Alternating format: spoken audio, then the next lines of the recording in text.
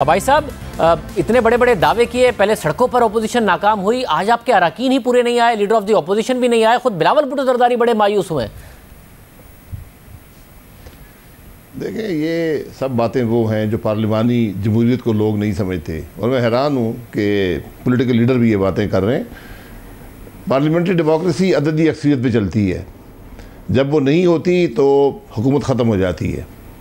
तो आज भी हुकूमत के पास 172 अरकान थे, अपोजिशन की पूरी तादाद 163 है, तो पूरी तादाद भी मौजूद होती तो वहाँ पर बजट पास हो जाता।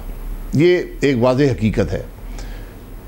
अब 138 वोट हुए, इसमें से मेरा ज़ाती ये ख्याल है कि 6 से 8 वोट और हो सकते थे, क्योंकि हमारे 6 मेंबरान मेरे समेत, मैं आज नायब अदालत में था, शहबाज साहब की फैमिली में डेथ हुई है, 6 अरकान छुट्टी पे थे, 6 अरकान वोटिंग के वक्त वहाँ नहीं थे, उनसे हम पूछेंगे कि क्यों नहीं थे, और 2-3 दूसरी जमातों के लोग भी वहाँ पर नहीं थे। तो अगर अददी नंबर ही बढ़ाना था तो बहुत कोशिश होती तो ये नंबर तकरीबन 150 के करीब पहुँच जाता, उससे इस बजट पर कोई फ़र्क ना पड़ता। अपोजिशन हमेशा बजट के जो मसाइल हैं, जो उसकी खामियां हैं, उसको एक्सपोज करती है। वो बड़ी खुश इसलूबी से और बड़ी तफसील से इस डिबेट में किया गया। जो आप दिखाते हैं, जी बिलावल साहब ने ये कहा, ये शहबाज साहब ने ये कहा, ये जोश खताबत होता है। ये पॉलिटिकल लीडर बात करता है कि मैं अपनी पूरी कोशिश करूँगा, मैं नहीं चलने दूँगा, बजट पास नहीं होने दूँगा। इसका मकसद ये होता है कि हम आवाम को यकीन दिलाते हैं कि हम पूरी कोशिश करेंगे। तो ये पार्लिमानी निज़ाम है, इसको समझने की जरूरत है। अब मसला ये है मगर भाई साहब, इसमें मसला है ना कि जब बड़ा आप दावा करें तो उसको दावे को सपोर्ट करने के लिए कम से कम अपनी मैक्सिमम हाजिरी यकीनी बनाए। 2 दिन पहले जब आपकी अपनी कट मोशंस थी, उसके ऊपर वोटिंग हो रही थी, वो भी हुकूमत ने सारी मुस्तरद कर दी, उस वक्त भी हाजिरी मुकम्मल नहीं थी। बजट तो पास हो जाना था, मगर पार्लिमानी जमहूरियत में यह होता है कि अपोजिशन फिर ये नहीं होता कि अपनी हाजिरी यकीनी ना बनाए, कम से कम अपनी स्ट्रेंथ दिखाती है, चाहे वो कानून साजी हो या फिर बजट का मामला हो। जी, बात दुरुस्त है। मैंने कहा ना कि हर एक की मुश्किलात भी होती हैं। अगर हमारे पास अददी बरतरी होती तो हम यकीनन ज़्यादा कोशिश करते, लेकिन ये एक एक्सप्रेशन होता है कि अपोजिशन रिजेक्ट करती है इस बात को, वो मोशन लाती है, वो फाइनेंस बिल पे अपना एहतजाज करती है। तो वहाँ पर मैंने कहा कि अगर हम आज बहुत भी ज़्यादा कोशिश करते, तमाम अरकान जो अवेलेबल थे मौजूद होते, तो ये बात 150 तक होती, और अगर सारी अपोजिशन भी मौजूद होती तो 163 वोट से ऊपर ना पड़ते, बजट फिर भी पास हो जाता। तो इसमें ज़्यादा एक्साइटेड होने की ज़रूरत नहीं है। अब भाई साहब, फिर ये बताइएगा कि अब वाज़े नज़र आ रहा है कि हुकूमत को की नज़रें अब 2023 के इलेक्शन पर हैं। उन्हें पता है कि आप 2023 से पहले इलेक्शन नहीं करा पाएंगे। वो इलेक्शन रिफॉर्म्स भी ऐसे लेके आ रहे हैं ओवरसीज़ वोटिंग में। उन्हें पता है कि ओवरसीज़ वोटर उनका ज़्यादा है, इलेक्ट्रॉनिक वोटिंग की तरफ उनका फोकस बहुत ज़्यादा है। तो वज़ीर आज़म तो बड़ा क्लियरली 2023 को फोकस कर रहे हैं। अब आप लोग क्या, आज की हिकमत अमली भी नहीं है आपके पास और 2023 की हिकमत भी अमली भी नहीं है आपके पास, क्योंकि आपको लगता है शायद उससे पहले आप हुकूमत को हटा लेंगे, हालांकि हटाने की हिकमत अमली नहीं है आपके पास? हिकमत अमली अपोजिशन हमेशा होती है, लेकिन पार्लिमानी निज़ाम अददी बरतरी पे चलता है।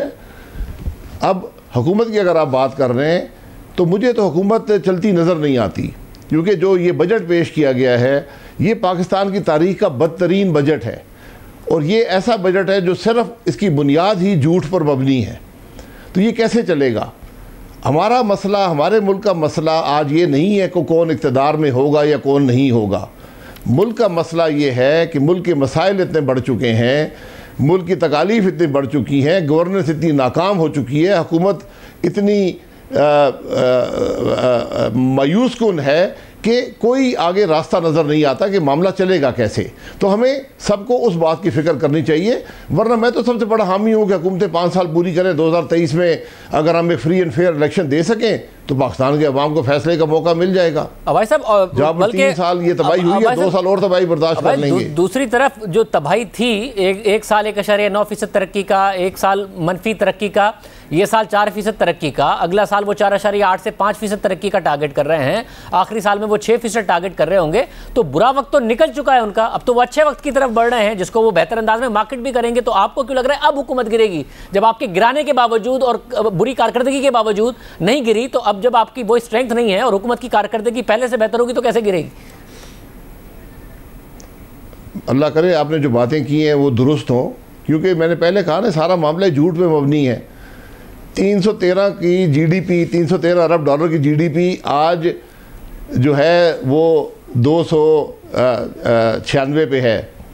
अगर ये पूरा साल जिस तरह उन्होंने कहा है कि इतनी डेवलपमेंट हो जाएगी तो फिर वापस 313 पे पहुंचेगी, यानी 4 साल आपने मुल्क के ज़ाया कर दिए।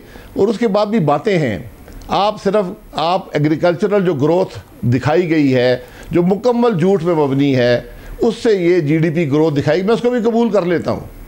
मुल्क तरक्की नहीं कर रहा, मुल्क के मसाइल बढ़ रहे हैं, बेरोज़गारी बढ़ रही है, गुर्बत बढ़ रही है, मुल्क के डेफिसिट बढ़ रहे हैं, बजट के खसारे बढ़ रहे हैं, हर चीज़ ज़वाल पज़ीर है। गर्दिशी कर्जा बढ़ रहा है, बिजली की कीमत बढ़ रही है, अजनास की कीमतें बढ़ रही हैं, हर चीज़ की कीमत बढ़ रही है और मुल्क की आमदन कम होती जा रही है, अवाम की आमदन कम होती जा रही है।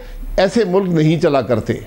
मगर आप इसको आर्टिफिशियली जो हुकूमत लाई गई थी आर्टिफिशियली सस्टेन कर लिया उसको आपने 3 साल, ये चलने के काबिल नहीं है। भाई साहब, अगर आप ये जो अप्रोच है जिसमें आपको लगता है कि हुकूमत नहीं चल सकती है, तो उस आसरे में आप 2023 के इलेक्शन की तैयारी भी नहीं करेंगे और हुकूमत भी चल जाएगी, जबकि वजीर आजम 2023 के ऊपर फोकस कर रहे हैं, तो इसका मतलब है कि आपको अभी भी आसरा है कि हुकूमत गिर जाएगी। और कैसे गिर जाएगी? अददी अक्सरियत आपके पास नहीं है, सड़कों पर आप पहले ही नाकाम हो चुके हैं, तो कैसे गिर जाएगी?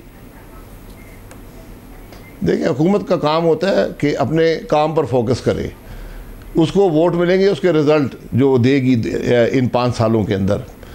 जो अपोजिशन है वो अपना काम करती है, उसने मसाइल अवाम के सामने रखे हैं, उसको लोग जज करेंगे कि जब ये हुकूमत में थे इन्होंने क्या परफॉर्म किया।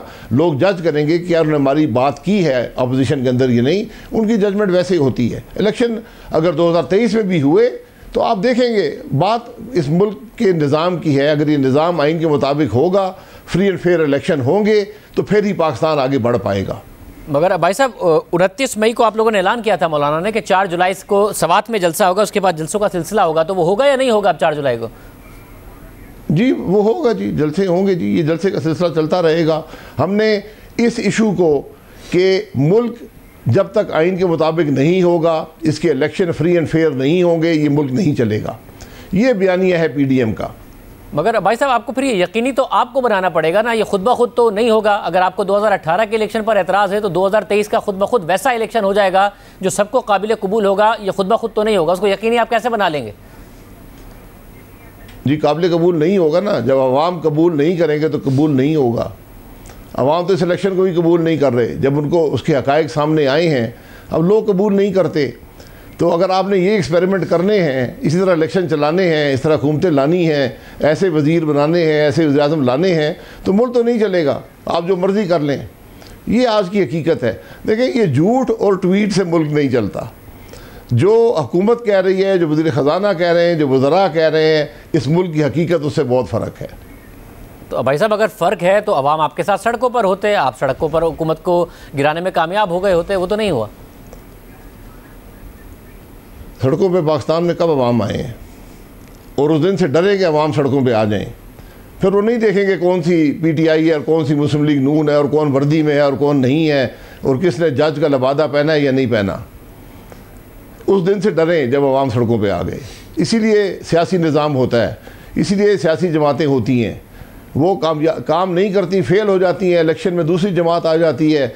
जब हम इलेक्शन में इंटरफियर करते हैं तो हम अवाम के मसाइल के हल में इंटरफियर करते हैं। जब हमें इस बात का एहसास होगा तो हम आगे बढ़ पाएंगे।